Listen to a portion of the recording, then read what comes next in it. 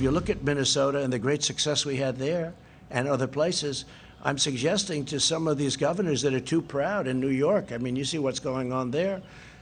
Don't be proud. Get the job done.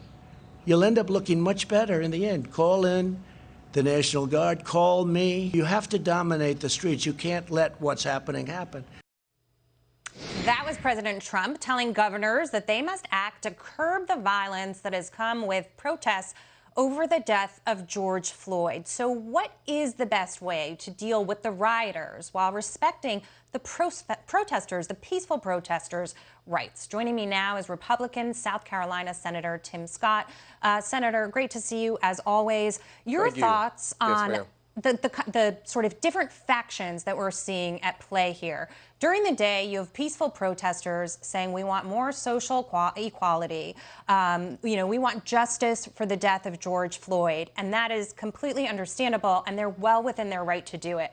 But then at night, you've seen the pictures in Washington, D.C., in Minneapolis, in Los Angeles, here in New York City, when the violence starts to occur. How do you reconcile those two? They're not the same groups.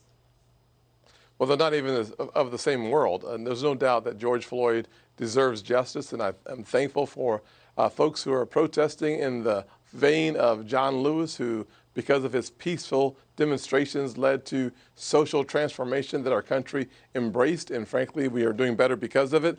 When you look at the violent agitators, they should not even be considered in the same conversation with the peaceful protesters. Peaceful protesters are selfless.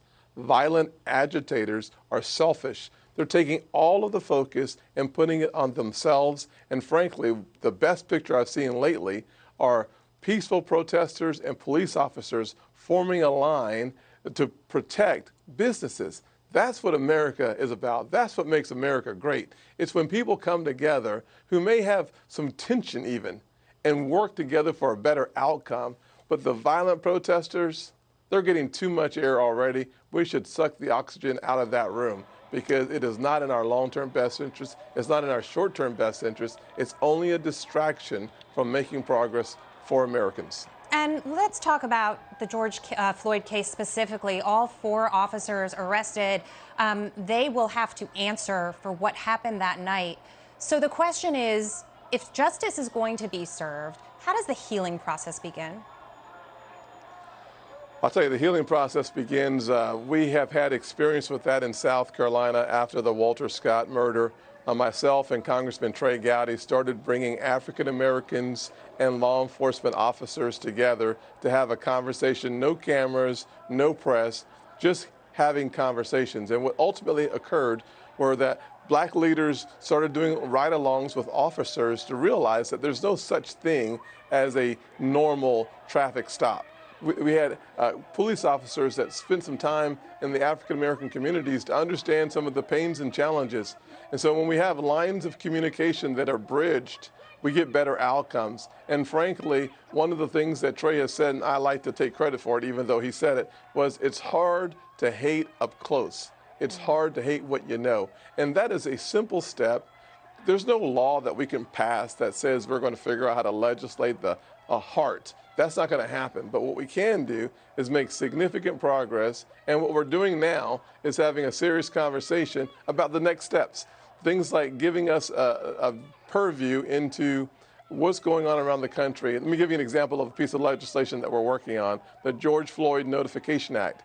When use of force leads to death, let's figure out, are there patterns, get more information so that we can help fund the right programs, the right training, the right opportunities to help law enforcement officers and members of the community go home to their families in a very safe way.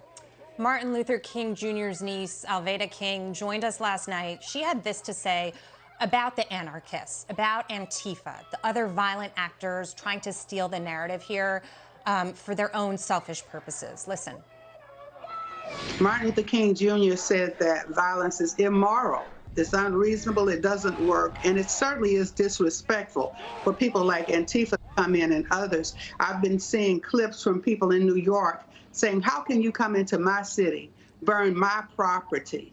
The officer that was shot trying to protect someone's store. And it's just terrible. However, I don't want people to give up. We need to still have hope and still unify, and I'm sure we can do it.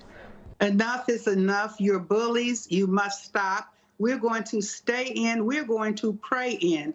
And Antifa, you and your kind have to stop and leave our communities. Quick reaction to that. Give the sister an amen. Bottom line, that is what I'm talking about. There's no doubt that the organized element in the protest, the violent protest, is clearly attached to some organization. We need to root it out and get rid of it. Thank you so much for your time tonight. Great to see you as always. Thank you, Jackie. All right.